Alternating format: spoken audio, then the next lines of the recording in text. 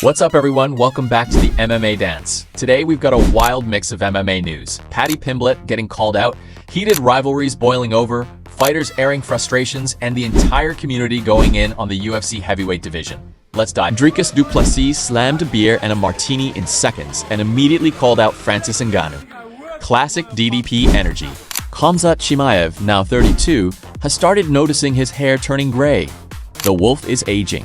Dustin Poirier made a rare in-person appearance on the Deep Water show. He opened up about the mental void after fighting.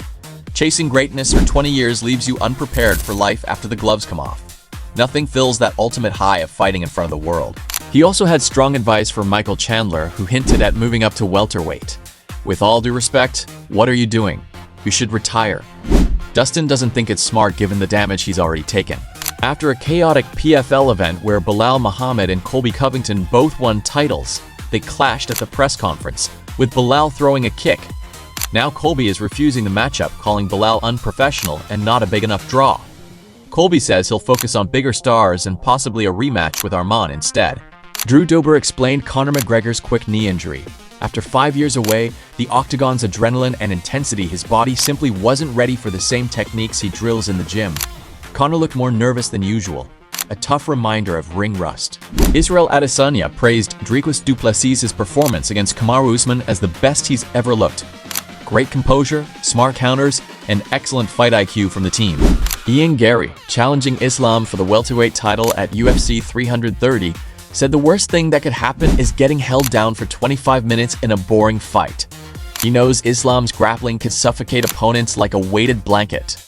Dana White went off on the World Cup production team, admitting UFC production isn't perfect, but saying the World Cup crew outdid them in being the worst at showing celebrities. Ilia Topuria was celebrating Spain's World Cup victory. Meanwhile, Islam Makhachev trolled a Messi fan after Argentina's loss, happily pointing out second place. And finally the highlight. Paddy Pimblett bought Ilia Topuria's corner stool from the Gaethje fight at auction for $13,700. He posted it as a collector's item. Pure top-tier trolling. Reactions to the No Mas stool were priceless, with plenty joking Paddy will bring it to a future press conference.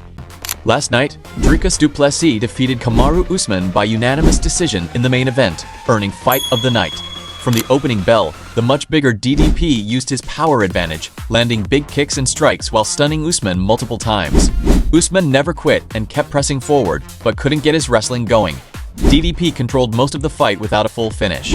In the post-fight interview, Dricus said he felt in complete flow state and executed the game plan perfectly, showcasing takedown defense. He mentioned having 4 or 5 potential finishes, but focused on composure to prove Still 2.0 is here.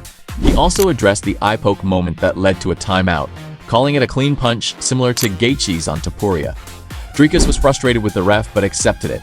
It is what it is. DDP called out champion Sean Strickland, saying small margins separate champions from contenders, and he doesn't like being a contender. Dana White noted fans could decide between Strickland versus Khamzat Chimaev. Imavov reacted with a yawning emoji. Who do you want to see next for Strickland? Let me know in the comments. Usman reflected on starting slow due to inactivity, but praised Dricus as a big awkward opponent. Dana White reassured that Usman still has it after a great fight. Charles Oliveira's manager met with Hunter Campbell. Fight announcement soon? Dana left the door open for John Jones' return. There's never been a beef. He's the greatest of all time. Let's see what happens. Max Holloway called for a rematch with Justin Gaethje if Conor isn't available, citing their history and a striking war. He also defended celebrating his win over McGregor. I slipped the kick. Dana confirmed Conor tore his ACL in the Holloway fight, the same injury as their first meeting, but opposite leg. Conor posted an emotional update. It was a CL and meniscus. Quite shocking. I returned within 9 months last time. With today's regenerative medicine, it is well within my realm to return by next summer. I'm walking without a crutch, doing leg extensions with no issue. All very positive. I wonder, was I saved from something worse here? I believe so. Thank you, God. On we go. No sad stories. Thank you for the support. Your health is your wealth. First up, Paddy Pimblett might have been caught in a bit of a fib after Ilia Topuria's stool from the UFC White House event sold at auction for a huge $13,700. Paddy posted a photo with what looked like an identical one, captioning it, "collector's item." The MMA world assumed he bought it to troll Ilia. But the real buyer, Jessica, stepped forward with full receipts from the UFC collectible store. She bought it specifically so no one like Paddy could use it against Ilia. She even showed the order details on camera. Classic fan dedication? Or next-level trolling prevention? What do you think? Was Paddy just joking around? Next, Belal Muhammad broke his silence on kicking Colby Covington at the post-ref press conference. Belal said Colby's constant trash talk about fighters' families pushed him over the edge. He doesn't mind talk about himself, but family is off limits. Colby fired back, calling off their wrestling match due to Belal's unprofessionalism and comparing him to an animal. Still, Colby praised Arman Tsarukyan's insane wrestling strength after their match and had some mixed words for Ben Askren. Meanwhile, Garry opened up about the worst-case scenario against Islam Makhachev, getting held down for 25 minutes in a boring grind. He also shared a funny story about his mom writing a letter urging him not to chase the Conor McGregor path and stay in college. Ali Abdelaziz clapped back hard at Ian's comments, pointing to his recent record. Plenty of fireworks here. Michael Page is still frustrated with the UFC. Coming off solid wins, he's stuck with a lower-ranked opponent because top guys won't step up. And this is his last fight on his current contract. He wants big names to negotiate a better deal.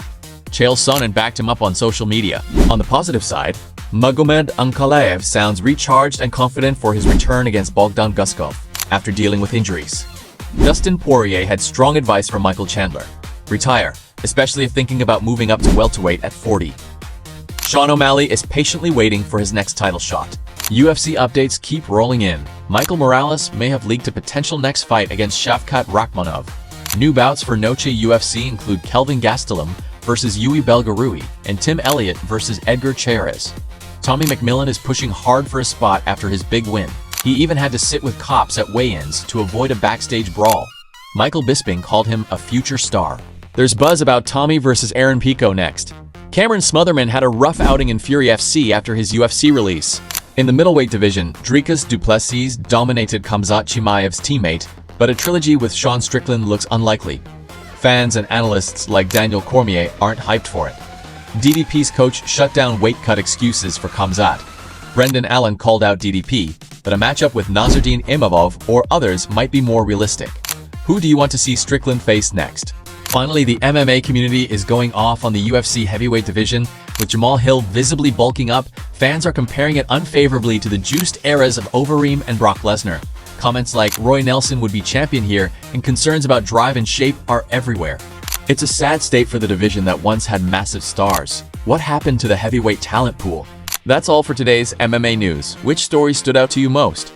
Drop your thoughts below, like and subscribe for daily updates, and we'll see you tomorrow. Peace.